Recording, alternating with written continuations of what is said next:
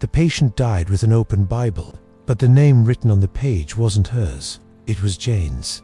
The nurse stood beside the still warm body, the room wrapped in a silence so thick that even the machines dared not break it. It had been a long shift, the kind that drains more than just your body. But there, in that moment, something strange pulled her attention. On the bed, between the woman's frail, lifeless hands, was a worn Bible, and inside it, right at the top of a page marked with a red ribbon, a name had been carefully written in ink: Jane Coleman. She froze. It was the very same Bible she had carried in her bag for years, a gift from her grandmother back in nursing school. She had never opened it, never needed to, or so she thought. She carried it more as tradition, a quiet symbol of something long buried. But now, that page looked like it had been waiting just for her. And what was written there? It wasn't just a verse, it was an answer. Jane stepped back. For a second, it felt like someone else had opened that Bible, as if heaven itself had decided to speak the words she had long refused to hear. Have you ever felt like God was trying to tell you something, but you didn't know where to listen? Maybe this is your moment. Comment the name of someone you love who needs strength right now.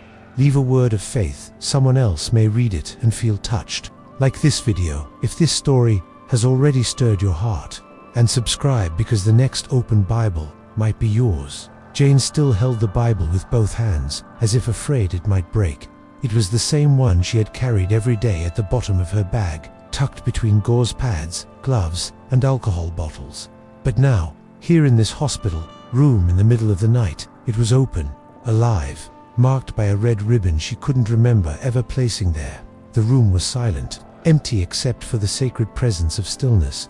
The patient had already passed, but something on that page asked to be read, demanded it, as if the ink had been written with celestial urgency. And Jane, not knowing exactly why, sat down, laid the Bible across her lap, took a deep breath, and read, "Be strong, and let your heart take courage, all you who wait for the Lord." She read it again, out loud.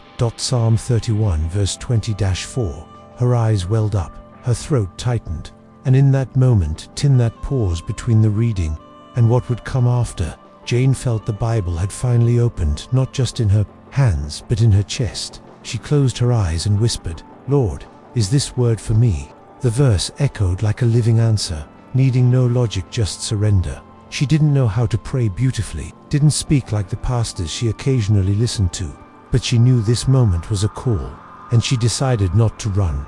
Maybe you're hearing this right now and asking, is this verse for me? Maybe you've carried faith like Jane in your hands, but never in your heart.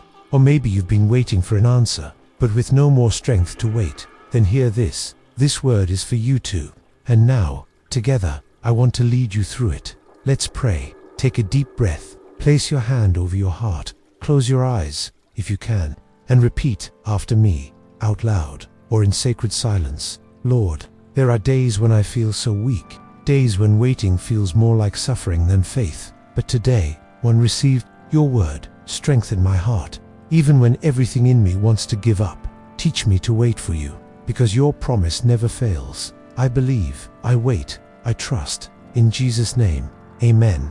Linger a moment in this silence. It's in the breath, between the words, that God often speaks. Maybe someone's name is rising in your heart right now. Someone who's fighting, someone who's waiting, someone who seems strong but is barely holding on. Inside. Comment their name below. It's not just a comment, it's an act of faith. Maybe this video is the very way God chose to reach them, through you. That's exactly how it began for Jane, with a prayer she didn't know she knew how to say, with a psalm that seemed to be waiting for her inside that Bible, and with a patient named Grace. Grace had arrived at the hospital a few weeks earlier. Her body was frail from advanced cancer, but her eyes held peace. She wasn't the type of patient to complain. She smiled, even when she could barely speak. One night, as Jane adjusted her fall, Grace gently grabbed her wrist with cold fingers and said, "If one day I don't wake up, would you read the Bible to me, please?" Jane froze. She didn't answer, gave a polite smile and said, "Of course, Grace." But inside she didn't know what to do. Sure, she carried a Bible in her bag, but to read it out loud, that was too intimate, like opening a door inside herself that had been shut for years. In the following days, Jane avoided entering Grace's room alone. Each time she saw the elderly woman lying there in silence, she felt smaller and further away from everything she used to believe. Until that night, Grace didn't wake up, and Jane, alone in the room, found the Bible in her hands, open, page marked, verse illuminated, her name written there. That was where it all began. And have you ever had a moment when something that seemed small revealed itself to be a doorway? The verse read, "Be strong and let your heart take courage, all you who wait for the Lord." But what if that strength wasn't just for Jane? What if it's for anyone who dares to open what's been shut for far too long? Because what happened to Jane in the days that followed wasn't just a rebirth of faith, it was the start of an invisible chain of healing, one that would travel through hallways, quiet rooms, and hearts too tired to wait alone. But no one at that hospital was prepared for what came next. The next morning, Grace's body had already been taken. The room had been cleaned, the bed remade, her name removed from the records. But something lingered, and it wasn't just the memory of the peaceful patient. It was something else, invisible, almost sacred. And the one now carrying that presence was Jane. She tried to return to routine, prepare medications, check charts, put on a clean coat. But inside, something was off. The psalm kept echoing, like it had been engraved into the walls of the hospital. "Be strong, and let your heart take courage." She repeated it mentally, as if the words had merged with her heartbeat. It became automatic, as if the verse didn't want to leave. Or maybe it had never left. Jane locked herself in the hospital chapel for 5 minutes, something she never did. She sat on a worn wooden bench, crossed her arms, and said, "I don't know what you want from me, Lord, but I'm listening." It wasn't a polished prayer, but it was real. And that day, that was enough. As she walked back to her floor, she passed the trash bin beside the nurse's station. Inside, among disposable gloves and crumpled papers, was a wet, balled-up note. Jane recognized Grace's handwriting. She carefully pulled it out and unfolded it. It read, "The word will find you first. Then, you'll deliver it to others." Jane stood frozen. The words burned, as if they weren't just meant for her. As if Grace knew the Bible would be opened. As if it had already been written not on pages, but in time. That day, Jane didn't go straight home. She sat alone in her car, the Bible open in her lap, rereading the verse. Why this psalm? Why that red ribbon? Why her name on the page? She remembered her grandmother, the woman who raised her, who always said, "The Bible is like a door. You can carry the key for years, but it only opens when the time is right."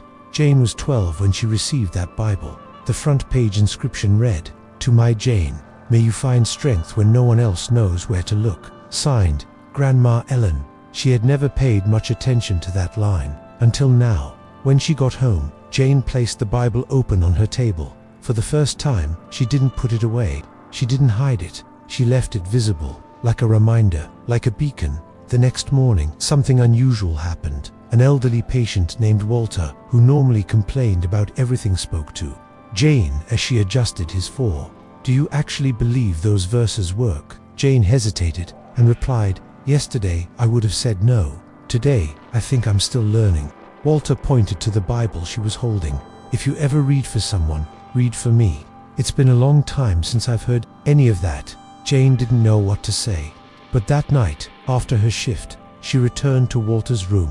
She sat beside him and read, with a trembling yet determined voice, "Be strong and let your heart take courage, all you who wait for the Lord." Walter closed his eyes, sat in silence for long minutes, then said, "It's beautiful. Sounds like it was written for me." Jane smiled, unsure. "That's exactly how I felt." Something in her was shifting. She no longer saw the verse as coincidence. She saw it as direction, as a secret code between weary souls. The next day, she wrote the verse on a small piece of paper and placed it in her coat pocket. She didn't know why yet. During a coffee break, she noticed a coworker crying in the hallway. It was Marla, a nursing tech. Jane approached and asked, "Are you okay?" Marla wiped her eyes and replied, "Today marks 1 year since I lost my daughter. I still can't get out of bed without pain in my chest." Without thinking, Jane pulled out the note and handed it to her. "I don't have the right words, but maybe this verse speaks better than I can." Marla read it and cried even harder, but this time it was different. That was my daughter's favorite verse. Jane swallowed hard, said nothing more, just held Marla's hand. That night, she wrote the verse on 10 more slips of paper, folded them with care, placed them in her coat pocket, and felt something inside finally take form. She understood. The word wasn't meant to be kept. It was meant to be delivered. Like a seed that only grows when placed in the right soil, Grace had said, the word will find you first. Then, you'll deliver it to others. And so it was. In the days that followed, the notes began appearing in hallways, with no signature, no owner, just words. And those who read them felt something. Something light, something strong, something that can't be explained, only experienced. But Jane still had no idea that the very word she was delivering would soon return to her in a way she would never forget. The body breaks slowly. First comes the fatigue, then the forgetfulness, then the pain, and finally, the fear of admitting that something isn't right. Jane began to feel it 2 weeks. After handing out the first note, inside, she felt lighter, but strangely, her body felt heavier. Her legs grew weak in the hallway. Sometimes she'd lose her breath just climbing one flight of stairs, and if she sat for more than 5 minutes, her heart would race as if she'd run a marathon. She blamed exhaustion, the extra shifts, emotional stress, anything except herself. After all, how could she be falling apart now that her faith was finally blooming again? But faith doesn't stop the body from crying out. It just teaches you to listen better. On a Wednesday morning, while changing a patient's for, her vision blurred. She blinked. The fluorescent lights felt too bright. Voices around her faded. And then, everything went dark. She woke up minutes later, surrounded by co-workers and doctors. She was on the floor of the nurses' station, a blanket over her, her face pale. A resident knelt beside her, saying, "Jane, you need to go to the ER now. This isn't normal." She wanted to protest, but something throbbed in her chest, hard, painful, as if her own heart had been trying to warn her. It was time to stop. The test results came quickly. Severe arterial blockage. Surgery required within 48 hours. Jane said nothing. She simply gripped the edge of the gurney as they rolled her down the hallway. The floor seemed to tilt, but what hurt more was her pride, the feeling of being the one who needed care, her the one who lifted everyone else. In her hospital room, alone, she cried in silence. The Bible was there in her bag, but for the first time, she hesitated to open it. She didn't want answers, she wanted comfort, and she felt ashamed for needing it. That's when someone knocked on the door. "Can I come in?" It was Emily, the teenager with the gentle eyes, the one Jane had helped weeks earlier by reading her the same psalm. Emily stepped in, holding something in her hands, an envelope. Inside, a folded piece of paper. "I made this for you," she said, offering it with a soft but steady smile. Jane unfolded the paper. It was the verse, handwritten, in blue ink, with careful lettering. "Be strong, and let your heart take courage, all you who wait for the Lord." Psalm 31 minutes and 24 seconds. She pressed her hand to her mouth. Emily stepped closer. "You gave me this when I needed it most. Now, maybe it's your turn." Jane couldn't speak. She simply pressed the note to her chest, and for the first time, she understood what it meant to wait on the Lord, even when your body wants to give up. The night before her surgery, she prayed, not with perfect words, but with breath, with thoughts, with memory. "Lord, if I come back, let me return changed, and if I don't, let your word continue." When they wheeled her into the OR, she clutched the note in her hand, tightly, firmly, as if holding an invisible shield. During the operation, there was a complication. Her heartbeat dropped. The surgeons exchanged looks. It was risky, but for reasons none of them could explain afterward. Jane stabilized. She came back, as if something or someone was holding her hand where no human could reach. Hours later, back in her room, she woke with an unfamiliar peace. Not from medication, not from a positive report. It was something else. It was that word, echoing once again, "He will strengthen your heart." Elsewhere in the hospital, the surgical team reviewed the case. One doctor said she got lucky, but a young resident replied, "I don't think it was luck. It felt different." When she entered the room, it was like she already knew she'd walk out alive. The next morning, Marlo, the nurse who had lost her daughter, entered Jane's room in tears. "I dreamed about you last night. You were walking the hospital halls with light in your hands, and everyone you touched was healed. Jane laughed, carefully, but genuinely. It was probably just the heart monitor glowing, but inside, she knew something had changed. Not just her body, her purpose. And it was just beginning. Later, opening her bag, she found the remaining verse slips, folded, intact, ready to be delivered. The word returns.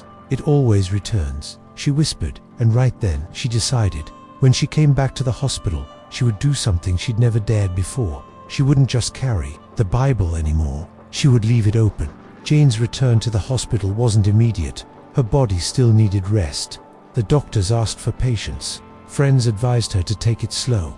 But her heart was in a hurry. Not for motion, but for mission. During those days of recovery at home, she kept the Bible open on her nightstand. Every morning she read the same verse. Sometimes she wept. Sometimes she smiled. Sometimes she simply closed her eyes and let the words sink in.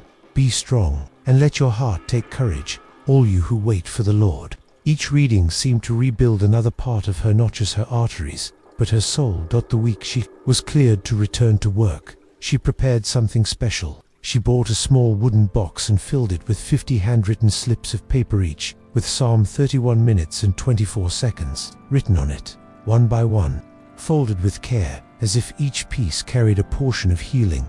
When she returned to the hospital, something in her was visibly different. Her colleagues noticed. Her patients felt it. There was something in her eyes, her posture, even her tone of voice. Jane was no longer just a nurse. She was now a messenger. She placed the box in the hospital chapel with a small note taped to it. Take one if you need it. Give one if you know someone who does. On the first day, 5 slips were gone. On the second, 9 more. By the end of the week, the box was empty. Jane refilled it with 100 more. Then a quiet movement began. Handwritten verses started appearing in the pockets of lab coats, on meal trays, in patients' hands. He will strengthen your heart. The verse became comfort, hope, sometimes resistance against despair. One afternoon, a man named David, father of a boy with leukemia, walked into the chapel and found one of the slips. He sat down, read it, and for the first time in months, cried without anger. On his way out, he ran into Jane in the hallway. "Did you write this?" he asked. She hesitated. "I just deliver it. The one who wrote it is higher than me," he nodded, slipped a paper into his shirt pocket. "Today was the day I planned to request a transfer, because I couldn't take another minute here." Jane just smiled. "Maybe you're here for a reason." The next week, David began writing his own verses, leaving them in the box alongside Jane's. What had started with one psalm had become a chain. Her faith awakened was awakening others. There was also Evelyn, an elderly woman who came every Thursday to visit her husband with advanced Alzheimer's. She always sat in the same bench at the same hour, never spoke to anyone, just read her Bible in silence. One day she left a note on the chapel table. "Thank you, I almost gave up, but this verse held me." Signed, in shaky handwriting, Evelyn, tired wife, but not defeated. The word was moving, no signature, no owner, but with a strength that seemed to know the paths of pain than the elevator. A young nurse who had just lost her father held the verse like a final thread of peace. In the cafeteria, a technician read the verse before eating like it nourished more than the bread itself. In the hallways, Jane's name was whispered again, but now, with spiritual respect, not because she was back on duty, but because she had returned carrying something no one else did, a living reminder of a miracle, and she knew none of it was about her. Since that day in surgery, Jane had stopped seeing herself as the protagonist. Now, she was only the envelope. The word was the letter. That's when she ran into Emily, again the teenager who had handed her the handwritten verse before her operation. Emily was back for routine checkups. She looked well, stronger, rosier, more alive. When they crossed paths in the hallway, they hugged like old friends. "Do you still have the slip?" Jane asked. "I do." Emily smiled. "It's inside my Bible, and now I keep it open."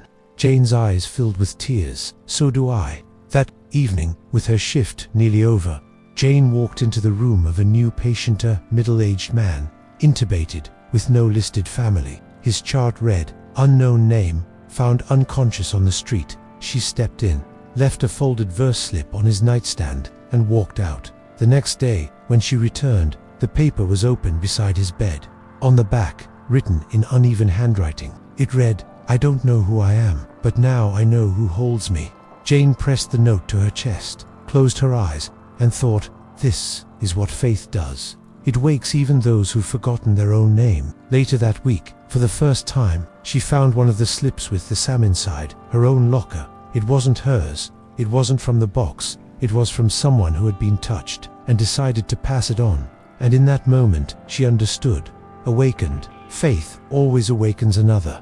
It was the end of the month, a double shift. A packed hour. Jane hadn't stopped since 6 a.m. She had changed for catheters, redone 3 wound dressings, and comforted to grieving families. Her body was steady, her mind alert, but her heart had started to speak again. That faint, pulsing pain had returned like an old ghost. By mid-afternoon, while helping a team in the ICU, she felt her breathing grow heavy.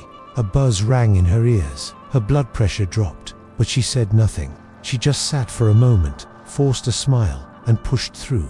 But the body doesn't hide what the soul refuses to admit. At 6:07 p.m., Jane collapsed in the cafeteria. No warning, no sound. She simply went down. She was rushed to the USAIM hospital, same hallway, and as they wheeled her down on the gurney, the faces she saw weren't strangers. They were her colleagues, her patients, her brothers and sisters. In faith, Marla held her hand.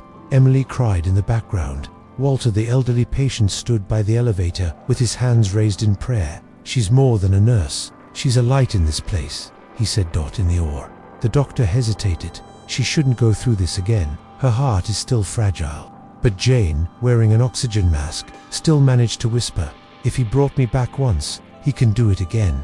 And she entered the operating room with a folded verse slip clutched in her hand. This time, the surgery was fast, precise, no complications. But when she woke up, Jane couldn't speak. Her body moved, her eyes responded, but her voice was gone like it had gone quiet inside. In the days that followed, doctors tried everything, but her voice didn't return. That's when the deeper storm arrived. Because Jane, the one who spoke verses, who prayed for others, who handed out promises, was now silent. Alone in her hospital room, she wrote in a notebook, "How do you proclaim faith when you've lost your own voice?" And there, in that hospital bed, the doubt hit harder than ever. Was all this just coincidence? Was I just a temporary vessel? Did God use me and now let me go? But it was in that silence, and only that silence, that a new answer came. On the 5th night, when the hospital noise had faded, she heard something, not with her ears, but with her soul. "You haven't lost your voice. You've become the voice." She wept. For the first time, without fear, she grabbed her Bible, opened it to Psalm 31, where the red ribbon still rested, and silently, she prayed, "Be strong, and let your heart take courage." The next morning, something shifted. Emily came to visit with a gift, a voice recording Jane had made weeks earlier, reading the psalm out loud. "Even if you can't speak now, your voice is still here." Jane pressed play, and there it was, her own voice, calm, firm, full of hope. As she listened, warmth filled her throat, a tingling on her tongue, a faint tremble in her chest. And then, like a first breath after birth, she whispered, "Thank you." Her voice had returned, faint but whole. It wasn't a flashy miracle. It was a quiet resurrection, and everyone around her knew this wasn't just medicine. This was a response. Days later, discharged. Again, Jane walked back into the chapel. She placed a new note in the prayer box. This time, it had a different message. The voice may fail, but the word never does. Next to it, for the first time, she wrote her name and left her Bible open on the front pew. On the page, in bold, black ink, it read, Psalm 31 minutes and 24 seconds below it, someone had written, "I'm still waiting." But now, with strength, as Jane left the hospital that evening, she looked back, took a deep breath, and said, "Lord, I don't understand everything, but I give you everything." And she smiled, because now she knew the faith that awakened others also knew how to awaken her. And that simple song was, in truth, the invisible thread holding it all together. 2 weeks after being discharged, Jane returned to the hospital. But this time, she didn't head straight to the nurse's station. She went to the old staff storage room, the one where, years ago, she'd kept her spare uniforms, worn notebooks, and long-forgotten memories. There, tucked behind a plastic crate, she found her very first work bag. It was dusty, the zipper broken, but inside still sat the original Bible her grandmother had given her when she was 12, not the one she used now marked with Psalm 31, the red ribbon and the folded slips, but the first one, the untouched one, the one she'd never really opened. Jane held it reverently. She wiped the leather cover with her fingers, opened it to the first page. There was the inscription, familiar, read many times before. To my Jane, may you find strength when no one else knows where to look. But below that line, something caught her eye, something she had never noticed before. A second line faded, barely visible, written in faint ink, as if it had been added later. It read, "When this promise reaches you, don't keep it, deliver it." Signed, Grandma Ellen. Jane covered her mouth. Her heart pounded. That hadn't been there before. She was sure she would have remembered it. Or maybe it had only become visible now because she was ready to see it. And then everything came together. The red ribbon, the psalm, her name written in the margins, Grace's request, Emily's note, the hands of patience, the voice that came back. None of it was coincidence. It was a fulfilled promise, an ancestral promise, a promise that didn't end with her, began through her. That afternoon, Jane returned to the chapel. She sat on the same pew where, months ago, she had silently wept. But now, there was something different. On the bench ahead, a young nurse she didn't recognize held a folded verse slip. Jane watched quietly. The girl tucked it into her pocket and whispered, "Thank you, Lord. I thought I'd never have the strength to keep going." Then she stood and walked out. Jane rose, walked to the prayer box. It was full again. Slips written by other hands, other pens, other hearts. The chain was no longer hers. It belonged to heaven now. Outside the chapel, Walter, the elderly patient, was sitting on a bench under the tree. "You know what I think," he said. "These little slips, they're like seeds." "What do you mean?" Jane asked, smiling. "We plant them without knowing where they'll grow, but they always do." She nodded. "I think that's what my grandmother meant all along." That night, at home, Jane did something she'd never done before. She lit a candle on the kitchen table, opened her Bible to Psalm 31, and recorded, her voice reading the verse, lowly, gently, like a prayer.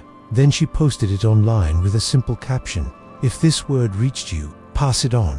The next morning, when Jane checked the comments, she was overwhelmed. Thousands of names, prayer requests, words like, "I found this psalm today, and it held me.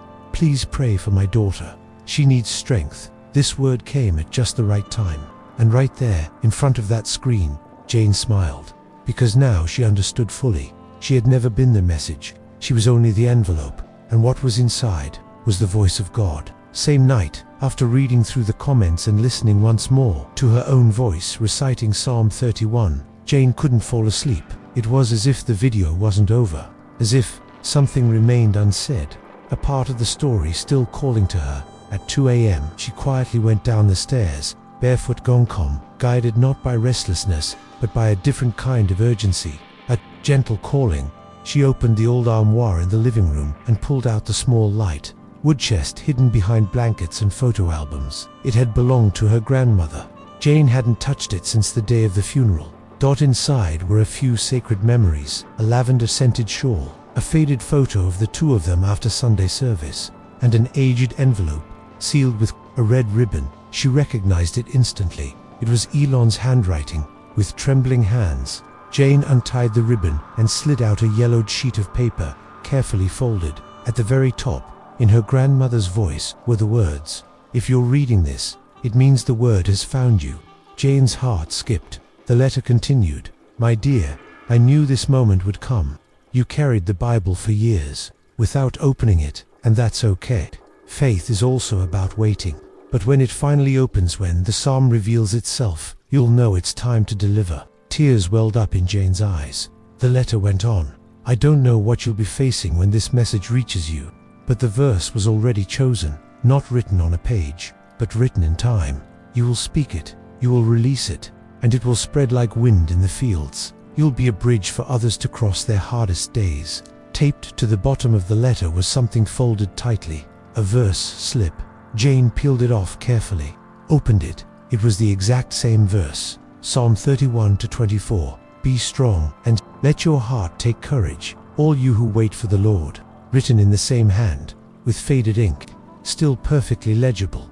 Jane dropped to her knees beside the chest. She cried like a child, and for the first time understood that none of this had started at the hospital. This had been a promise waiting to be fulfilled. It wasn't Grace, it wasn't Emily, it wasn't the red ribbon, it was Ellen, it was God, it was time, all connected. The next morning, Jane returned to the hospital.